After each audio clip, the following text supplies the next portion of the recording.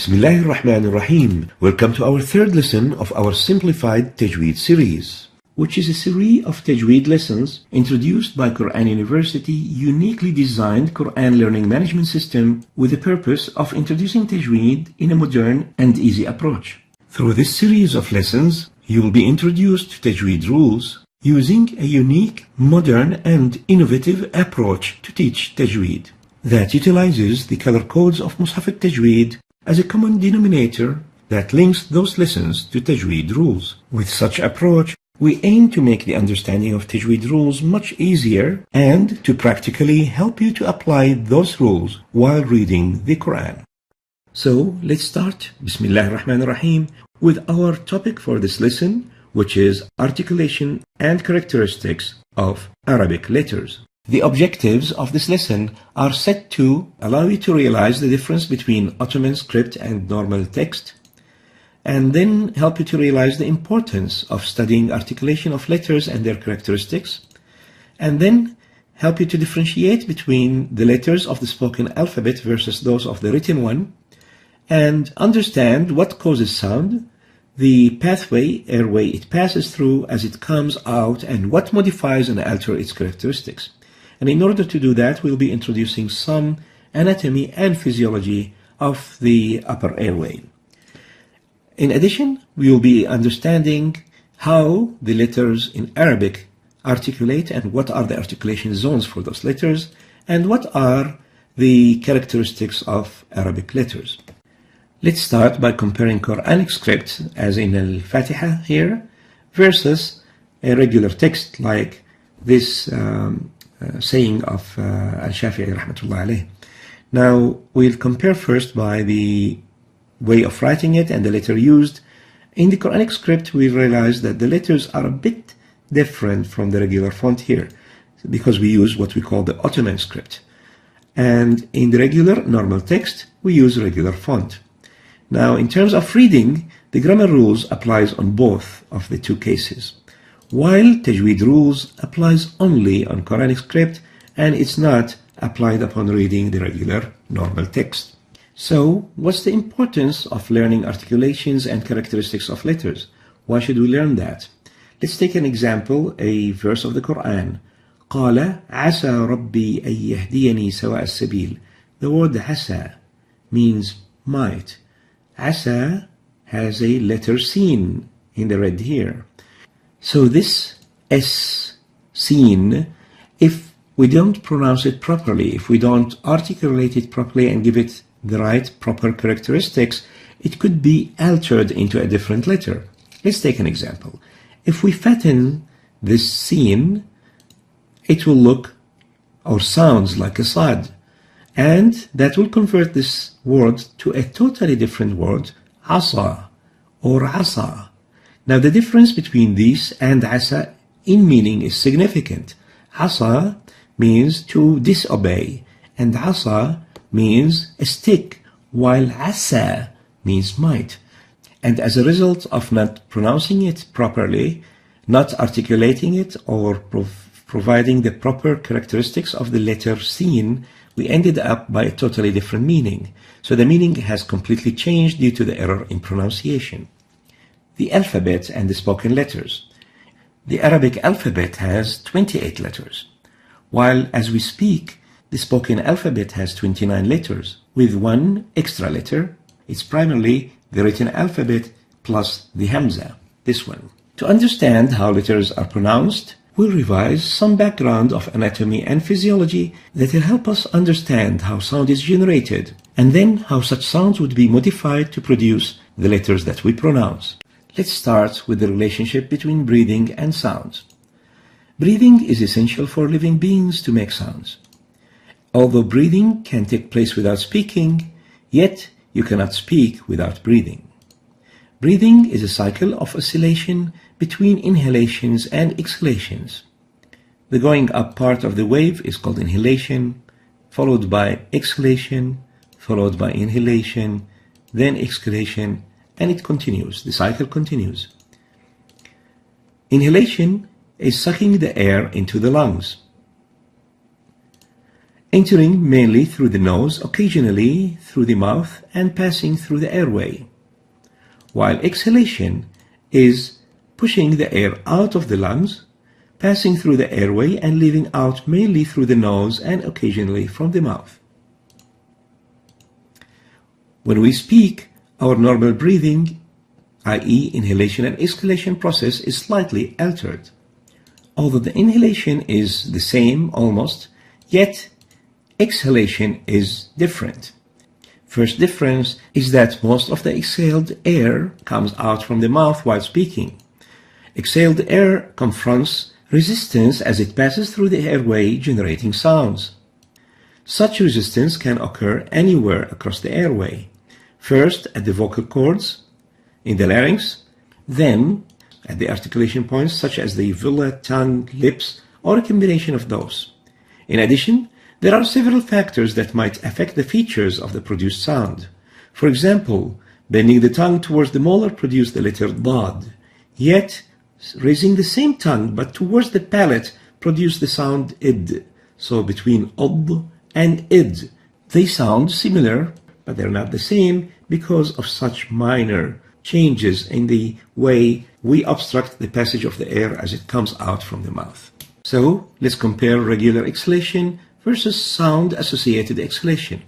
In regular exhalation with no sound, air exhaled primarily through the nose and to a lesser degree through the mouth. Air exhaled leaves the lung without vibrating the vocal cords, while in sound-associated exhalation, air is exhaled primarily through the mouth, to a lesser degree through the nose, and air exhaled while speaking vibrates the vocal cord while leaving the lungs. Exhaled air resistance at larynx generates the sounds. The larynx is here. This is the larynx. And those are the vocal cords from here, these two cords.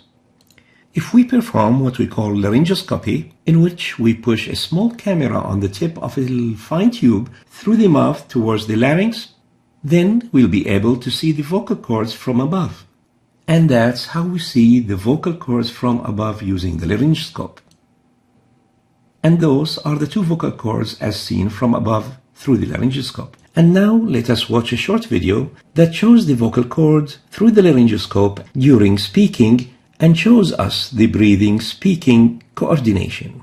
Observe the vibration where the vocal cords vibrates during exhalation, then taking breath inhalation, vibration again, vibration continues, and then followed by another inhalation, vibration as we speak again, and the cycle repeats itself as long as we speak. So the passing air coming from the lungs while the cords are in proximity during expiration causes the cords to vibrate, resulting in sound generation, the tone of which depends on how tense the cords are. The video we have shown you was actually at normal speed. Now we're going to show you the same video but at a slow motion in order to appreciate more the vibration of the vocal cords. Now we can see those vocal cords vibrating at slow motion, and that vibration is actually what generates the sound that we hear during speaking. Now let's discuss the resistance to the air as it passes through the airway and how that resistance would modify the sound. This is the air. It passes through the airway.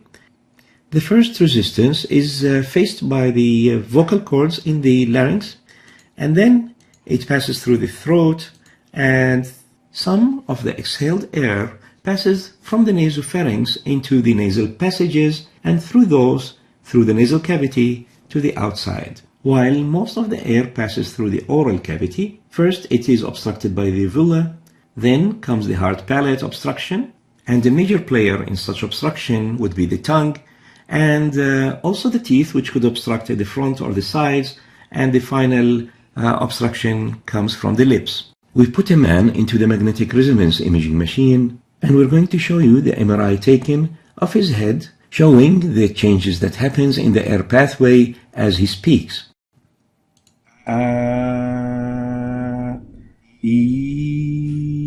واحد اثنان ثلاثة أربعة خمسة ستة سبعة ثمانية تسعة عشرة. I'm going now to mute the audio and then play the same video again, and let's watch together the air pathway. Watch as the tongue is elevated to touch the hard palate here, how the uvula is going backwards and obstructing the nasopharynx, how the tip of the tongue is touching the alveolar part behind the teeth here, and how the lips gets together as we pronounce letters like the wow. It is those changes to the airway shape and size, which is a reason of the coordinated movements of those organs, that gives each letter its characteristic sound. Now we can realize that the reason for the sound is basically the obstruction of all those organs to the exhaled air exiting from the lungs in its pathway to the outside world.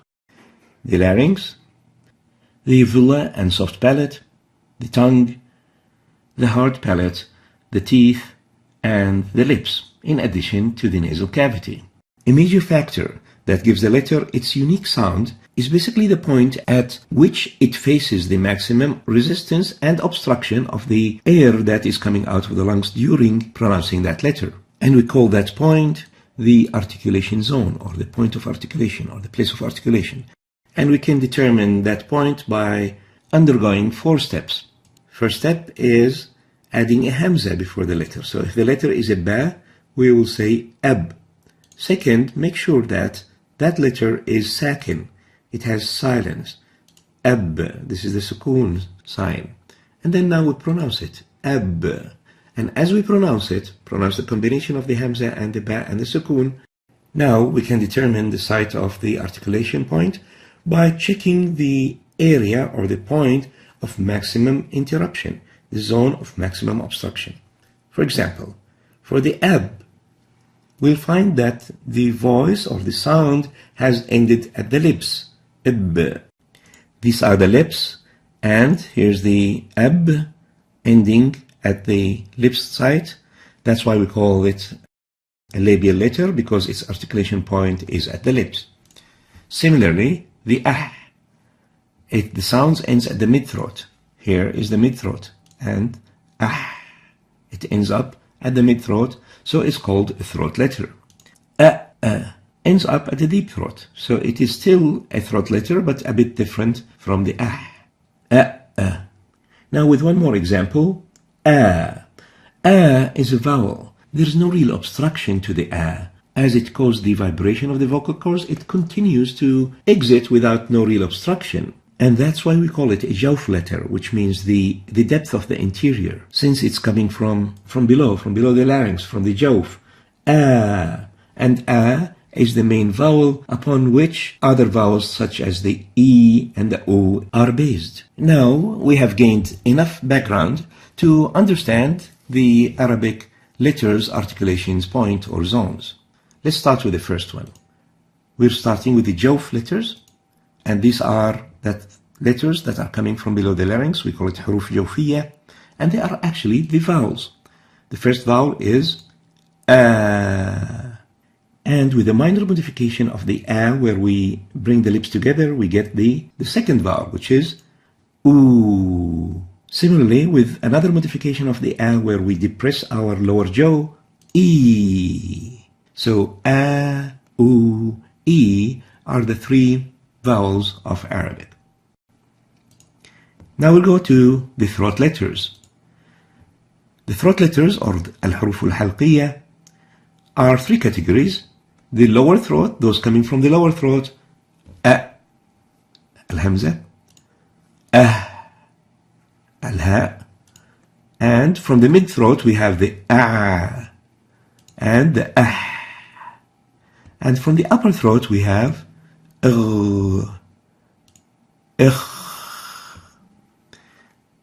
We move now to what we call the nasal passages letter, al-khayshum or huruf al-khayshum. This is the nasal passage or the nasal zone, and here we have 2 letters, N, M, and we realize that those 2 letters has a nasal tone, N, M. In addition, they'll have the oral, also articulation point, which we'll demonstrate soon. Now, lips letters, we call it huruf shafawiyya. There are 2 types, coming from joining the 2 lips together, and we call it bilabial. We have the ib and the m. So the m is a labial letter, and it's also a nasal passage letter. It has double articulation points. Another labial letter is the non-vowel waw, waw غير المادية. Basically, this is a bit different from the other waw, which is the vowel. Here we don't extend it, and that's why we call it waw غير مادية, which means a non-extendable waw. There is one more labial letter. It's categorized as a labiodental because it articulates by bringing the lower lips with the teeth, and it is the F. F. Now, in English, there is another labiodental letter, which is the V, which we don't have in Arabic. And that's the reason for some mistakes that non-Arabic native speakers do by mixing the F sound with the IV sound. The remaining letters are basically the tongue letters, or the lingual letters, حروف لسانية. And these are very important because the way the tongue is structured, it allows it to really shift itself right and left, up and down. And it acts as a major player in creating our language. The way the letters are pronounced or letters are mispronounced is primarily because of the way we play with our tongue. So, due to its importance, the lingual letters are further classified into several classifications. First, we have what we call the lingual uvular letters, ق and ik. The q comes from the uvula, while the ik comes from the soft palate, a little bit ahead, in front of the q. And we call this uvular uvular letters. Now, we have the letters coming from the mid of the mouth width. And this is the area where it comes from, and the letter sh, and the letter j, and we have the letter ya. Now the ya here is similar to the waw here. This is called the non-extendable ya. It's different from the vowel e here. This is e, this is ya, this is wa, and this is oo. And those are called حروف شجرية, palatal letters coming from the wide area of the mouth below the hard palate here. Now, upper molar letters, أض. This is a very unique letter to the Arabic language, أض. And the Arabic language is called لغة الضاد, the language of the ضاد, because it's very rare in other languages and hence it's unique to Arabic. And that's why people who are learning Arabic for the first time find difficulty pronouncing the ضاد, and they usually mispronounce it for the d rather than ض. So they pronounce it like a d instead of the ضاد. The next group of lingual letters are those that comes from the tip of the tongue, or the side and the tip of the tongue, and those are the L, the N. And notice again here that the N or the noon is both a nasal letter and a lingual oral letter, similar to the meme, which is a nasal letter and an oral labial letter. So both the N and the M are letters that have dual articulation points. There is one more letter of this group, and that is the R. R. And we call this group of letters الحروف الذلقية, which means the letters of the tip and the sides of the tongue. Another group of lingual letters is those that comes from the mouth roof, from the hard palate, this area, the front end of the hard palate just behind the teeth. And this is how it looks from inside, and this is basically the area that has the ridges at the front of the hard palate here, behind the front teeth. Now, in this area, the following letters comes. The and the id, and the it. Notice the ta is again a letter which is not present in English, and another reason why people who's learning Arabic can mispronounce it for the ta.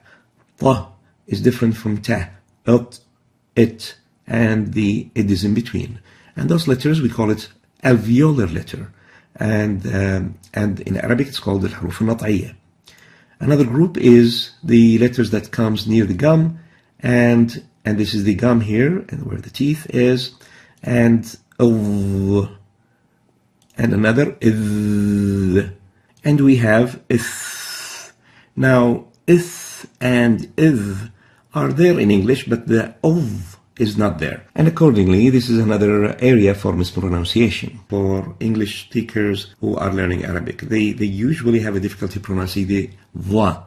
The is commonly used in English, and the th is also there, but the va is a bit difficult to pronounce for them. And we call this group of letters the حروف اللثوية, from the gum. Litha means gum. The final group is the lower incisor letters, and basically we have 3 letters there that comes from touching the tongue with the lower teeth, the incisor teeth here.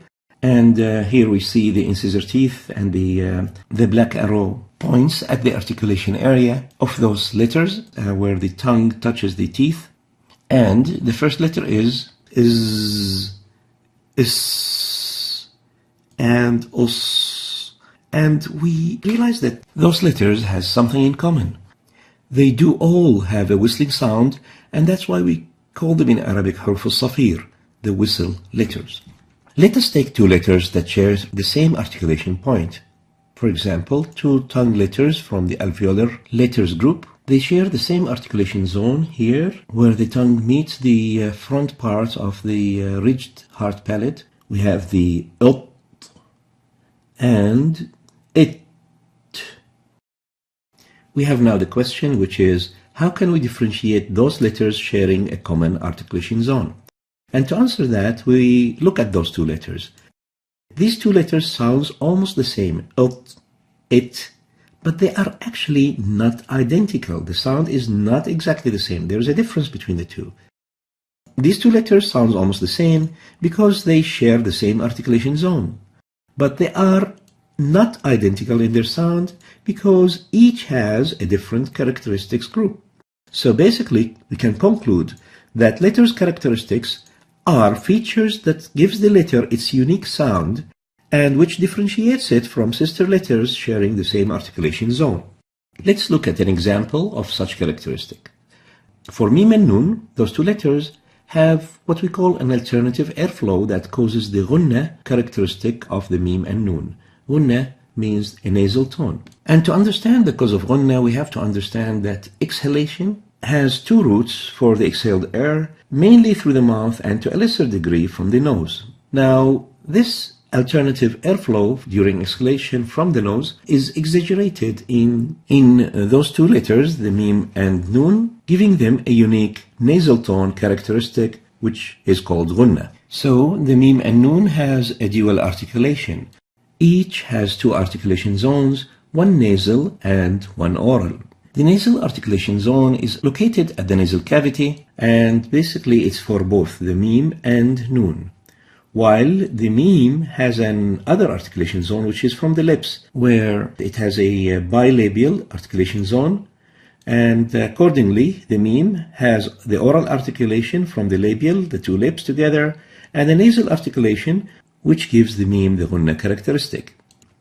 On the other hand, the nun has also an oral articulation zone from here, where it is a lingual related to the tip of the tongue, where it meets the hard palate at this point. So again, in the nun, the oral articulation is a lingual one from the tip of the tongue, and the nasal articulation, again, is the reason for the Ghunna. So, Ghunna was an example of the characteristics of the mim and nun. But all different letters have different characteristics. And in the past, the Arabic linguistic scholars had categorized the Arabic letters' characteristics into 2 major categories. First category is what they call intrinsic or basic characteristics, and the second category is the incidental or conditional characteristics. And the difference between the 2 is that in the intrinsic characteristics, the characteristics are always associated with the letter, and thus they are part of the intrinsic makeup of the letter, while in the incidental or conditional characteristics, the characteristics are not innate, where in this case the characteristics might be associated with the letter in certain occasions, while in other occasions they don't exist. So they are conditional to that particular occasion, and that's why they are not always associated with the letter, and hence not always intrinsic or basic characteristics. Now, the basic intrinsic characteristics can be further divided into those characteristics with opposites, and those are 5 pairs, 5 by 2, a total of 10. And the other group are those characteristics without opposites, and they are 7. Now, the 10 characteristics are those, and we will discuss them in details in a few minutes. And the others, the other 7, are these, and some scholars added another 2 to make the total of 9. Now, these characteristics, some of them are considered as strength characteristics, given the color red in here, while the other group, given the color green, are considered weakness characteristics. And on the right here, we're going to list the incidental conditional group of characteristics, and this is the list. Don't worry about understanding it or looking into details of this. Such details of those characteristics will be described at a later stage. And some of those characteristics would have detailed lessons dedicated to describe them at a later stage. We'll start first by explaining the characteristics with the opposites, those 5 pairs. And in order to do that, we're going to take 2 similar letters that share the same articulation and start to compare them using the 5 pairs of characteristics. So we have here in front of us the ta and the ta, and from the perspective of elevation, the ta is considered as an elevated character, while the ta is considered as a lower character. The second comparison will be based on adherence, where the it is an adherent character and the it is an opened character. From the perspective of volume, the ta is prominent, the ta is whispered. And that from the perspective of intensity, both are intense. And from the perspective of fluency, we find that both characters are labored. With a lot of new terms and definitions, you might be feeling a bit confused.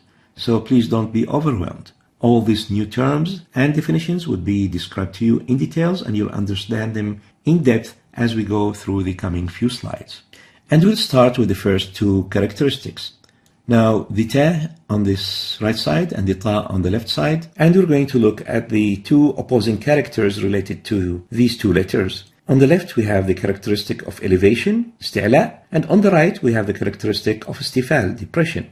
Elevation in Arabic, al-isti'la, and in cases of elevation, we do actually elevate the back of the tongue, the deepest part of the tongue, while pronouncing the letter.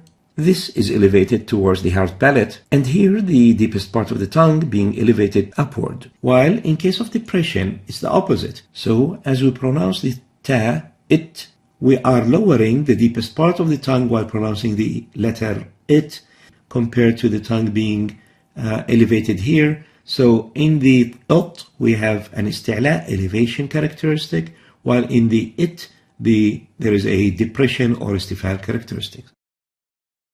Now, the elevation has 7 letters. It's a characteristic of 7 letters, which are those: khas, dad, qad, kha, sad, da, gha, ta, qa, dha. While the depression is a characteristic of all the remaining letters of the alphabet.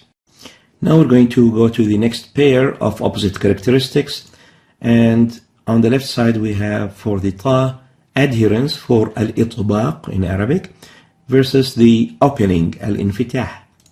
Now, in adherence, adhering the 2 sides of the tongue with the roof of the mouth while pronouncing the letter.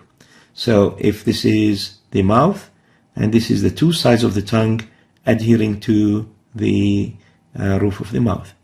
Now, in the opening, it's the opposite. It's separating the 2 sides of the tongue, they are down, okay, from the roof of the mouth while pronouncing the letter. See, they are not going up as in the case of the itbaq. So in adherence, there is a upward raise of the 2 sides of the tongue. In opening, there is a downward opening of the 2 sides of the tongue. There are 4 letters that has the adherence itbaq characteristic. It's the sad, dad, ta, dha. So the ta has an adherence characteristic. On the other side, the opening, infitah, is a characteristic of all the remaining 25 other letters of the alphabet, including the ta, it. And now we're going to describe another 2 pairs of characteristics. But before that, let's have some background about the physics of sound. Transmission of sound is caused by compression-decompression of air particles. and this is caused by the oscillation of a sound source. And as a result, there is a wave of sound that is generated that has a wavelength and that also has a maximum pressure and a minimum pressure. Now, in case of humans, the source of this sound is basically the vibration of the vocal cords, and that vibration of the vocal cords causes fluctuating compression and decompression of the exhaled air particles as it passes beyond the vocal cords towards the outside. Here we see the vibration of the vocal cords to the right and left oscillating, which in turn leads to oscillation in the air compression in front of it. Here we see an air particle or atom oscillating back and forth in movement, with an initial acceleration reaching a peak to accelerate to the right, then it slows down gradually, decelerating to a standstill, then it changes its direction and accelerates to the left, then slows down to a standstill, then the cycle repeats itself. Now, such vibration in the air pressure would be transferred towards the ear, where the mechanical vibration of the air would lead to vibration of the eardrum, which would cause the small ear bones to move, leading to the stimulation of the inner ear apparatus, that at the end would lead to a triggering of a nerve stimulus that would be sent to the brain to appreciate the sound and recognize it. So in short, speakers' vocal cord vibration cause sound waves. Sound waves travel through air to stimulate the recipient ear to be eventually recognized by the listener's brain. Now, let's utilize what we have just learned about the sound wave, and let's compare these two sound waves, this one and this one. We'll realize that there is an increase in the number of the waves in the lower sound wave. Now let's look at these two, the upper one here and the one below here. The number of the sound waves is the same, but there is an increase in the amplitude. So in the first one, there is an increase in the number of the waves, which we call it the frequency, while in the second one, there is an increase in the amplitude, the height of the wave. And as a result of the increase in the amplitude, there would be an increase in the sound volume. While on the left side, the increase in the frequency, the oscillation speed, would actually lead to increased sound intensity. Now, we can differentiate between an increased volume of the sound and increased intensity of the sound. Now, we can go back to our ta and ta comparison, and let's look at their waves. The ta sound wave looks like that, while the ta sound wave looks like this. And we conclude that the volume of the ta is higher because it has a higher amplitude, and hence we call the ta to have a prominent characteristic.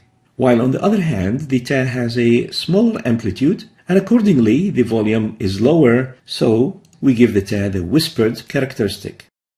Now, if we look at these two waves, we realize that both has the same number of waves, accordingly the same frequency, and as a result, we conclude that from intensity perspective, both letters are intense. Now, both letters are different in volume. The ta is prominent, the ta is whispered, so the two letters are different in volume. Now, on the other hand, the two letters are similar in intensity, having the same frequency. Let's now concentrate on the volume characteristics of both the ta and ta. So if we look further on the ta wave and compare it to the ta wave, we realize the ta wave is more prominent and it has a higher sound volume compared to the ta wave, which has a whisper characteristic due to the low sound volume. Now, the reason for the prominence for the ta is caused due to the strong imprisonment of the exhaled air flow, leading to generation of a high volume sound waves. While in the ta, the incomplete, which is basically the weak imprisonment of the exhaled breath flow, keeps the volume of the sound low. If we put our fingers on our larynx and say ut or then we can feel the vibration of the sound cord transferred towards our fingers on the surface of the skin, and that's due to the high volume of the oscillation. While on the other hand, if we put our fingers over the larynx and try to say it, or it will be more obvious if we say ish or is, where in this situation we wouldn't be able to feel this vibration of the sound cord, and basically this is because of the low volume leading to less transfer of the sound that it would mechanically not be transferred to the surface of the skin and would not be felt by our fingers. The whisper letters are basically 10 letters gathered in the sentence سكت فحثه شخص. The سين كا تا إف حا ثا ها إش خا صاد, while the prominence is basically the remaining alphabet, the 19 remaining letters. Now let's look at the intensity characteristics of the ta and ta. The ta and ta both has the same frequency, so they have the same intensity. So we need to take a different letter to compare with. We're going to take now the F. So the ta and ta are intense letters. They have the characteristic of intensity, al-shidda. While on the other hand, the F is having the characteristic of looseness or al-rakhawa. We can see the wave is loose. And if we go back to the intensity and try to define it, we'd realize that the intensity or al-shidda is caused by the articulation point having a sudden blockage caused by a stricture imprisoning the exhaled air. So if we consider the exhaled air is passing this way through this tube, and there is sudden rays of something blocking its pathway, like the tongue, for example, rising upward towards the soft palate, then it causes a stricture here that imprisons the air behind it, and that imprisonment would cause the air pressure to build up, and when released, would cause the air to burst out, resulting in a sharp sound, which is actually what gives the high frequency of the wave. And that's why intense letters usually have shorter pronunciation time, it, when compared to loose letters like the F, which has a longer sound wave and longer pronunciation time. Let's now look at the looseness characteristic, and we will see that there is always a leakage of the exhaled air. Now, that leakage happens at the articulation point due to weak blockage, so the blockage here is not as complete as it was here, causing a stricture. The tongue is not as raised as in this case, so there is a space between the hard palate and the tongue, and that results in a soft sound with a low frequency wave, as we see here, and as we have now realized that the soft letter is associated with a longer pronunciation time. Now, we'll see the air escaping between the hard palate and the tongue, so it's not really blocked, and as it's in the case of the intense letters, and that's why that air keeps on leaking around, and the F would never have the intensity of the ut or the it. The letters associated with intensity are 8 letters gathered in this sentence, ajid, qat, bakat. Now, the rest of the letters would be 21 letters. The rest of the alphabet are looseness-related letters. But some scholars, linguistic scholars, do further divide those 21 letters into further 2 categories, Lan Umar letters, which they consider as an intermediate looseness. They consider them between intensity and looseness, and the rest, which they consider as having the full looseness. We'll now talk about the last of the 5 pairs, which is related to fluency, and look at the ta and ta here. Both of them are called labored. They are characterized of being labored compared to the fluent. So what's the fluent? The fluent are easy to pronounce letters because their articulation points allows them to easily depart the mouth. They are either letters of the tip of the tongue or the letters of the tip of the lips. And those are basically like the L and the F. We can see that they are easily pronounced compared to the labored letters. And they are 6 letters, 3 from the tip of the tongue, the L, N, R, and the 3 from the tip of the lips, the ib, the F, and the M. While the labored letters are the rest, they are letters that are not at the tip of the tongue or the lips, and they're a bit more difficult to pronounce. It takes time. It is labored compared to L and F. Now, the labored letters are the remaining 23 letters of the rest of the alphabet. We can now summarize the characteristics with opposites for the ta and ta in one table that summarize them all. And similarly, we can put all the alphabet letters and put those 5 pairs of characteristics with opposite, and you'll find that for every letter in the alphabet there are a unique set of characteristics among these 10 characteristics with opposite. And this is the ta and ta in this overall table. So we have covered the 5 sets here and the other opposite 5, and now we'll move to the characteristic, the intrinsic basic ones without opposite. We'll quickly run through them. We'll not take them in details. The whistle is basically the sound characteristic which gives a whistling sound, like when we blow air through whistle holes. And this is a characteristic of the sin and the sad and the zain of 3 letters. Is, us, is. The qalqala is another unique basic intrinsic characteristic to these letters, qa, ta, ba, ja, da. We put them together in qutb jad, where we increase the sound tone upon stopping on one of those letters. The deviation is basically when we deviate from a characteristic of the letter to another one. The diffusion is a characteristic of the ish, sheen, where there is a spread out of the air being blown out. Shh. It is only special for this letter. Now, the trembling is a characteristic special for the r.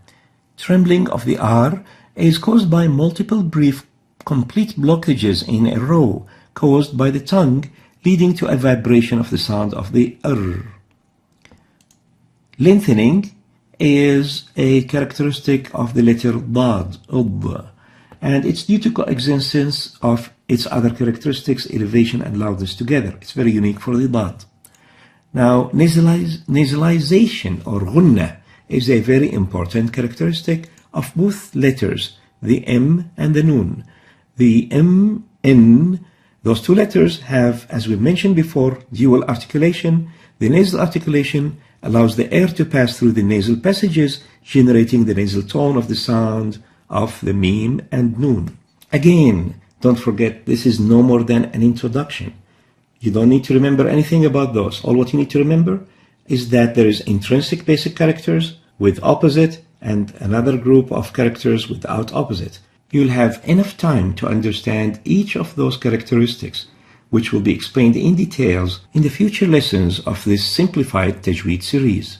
Lastly, but not least, we're going to quickly go through the list of the incidental conditional characteristics, and as we mentioned before, those are the characteristics that might be associated with the letter in certain occasions and may not be associated with it in other occasions. We'll start with the first on the list, which is velarization, tafkhim, and attenuation, tarqiq. Velarization means tafkhim, and that happens for 2 letters, the lam and ra, il and where we move the back of the tongue towards the velum, and hence the name velarization. So when we move it up to the velum, it results in fattening of the letter and giving it an echo sound. And opposite to velarization is attenuation and tarqiq.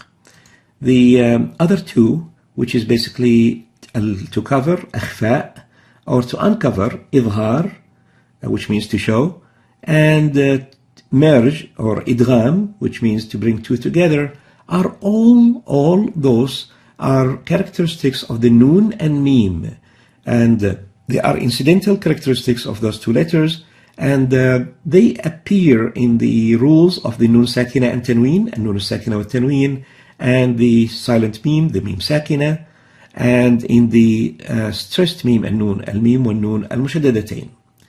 Now, stretch means mad, and squeeze, which means qasr, are opposing characteristics related to vowels. Basically, they are incidental characteristics of the vowels a, u, e, where the rules of mad and lean would be applied.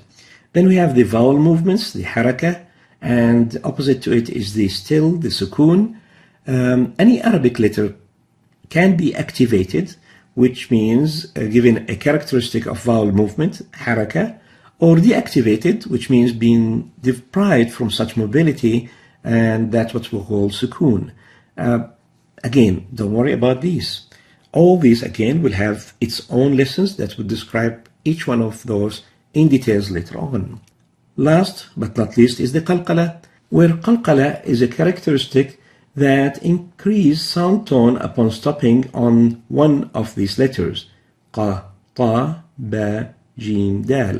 And I'll remind you before we finish up this lesson that whatever details we've given now are meant to be an introduction for the articulation points and the characteristics of letters. You don't need to worry about understanding the details of those, because all these would be repeated again in details in the following lessons. And before we finish, we'll quickly revise what we have learned in this lesson.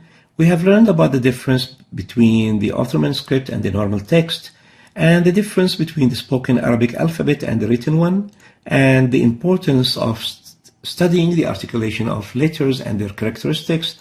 And then we took a background on the anatomy, physiology, and physics of what causes the sound and the pathway it takes through its passing out of the body, and what modifies and alters its characteristics. We studied the articulation points and zones of the Arabic alphabet, and we've learned about the characteristics of the Arabic alphabet. And with that, we reach the conclusion of this current lesson on the articulation and characteristics of the Arabic alphabet. We ask Allah subhanahu wa ta'ala that بعونه وقدرته, that the Quran Learning Management System, برنامج الجامع لحفظة كتاب الله, would help you, inshallah, to improve your tajweed and improve your tilawa and help you in improving your recitation and help you, if you want, in memorizing the Quran and to help you understand the Quran in the proper way. As we reach the end, we ask Al-Mawla Azza wa Jal أن يتقبل منا هذا العمل. We ask Allah Almighty to accept this work from us, and we ask you to make dua for those who participated in making this work come to life and reach you. Hoping you all the best. Wassalamu alaikum wa rahmatullahi wa barakatuh.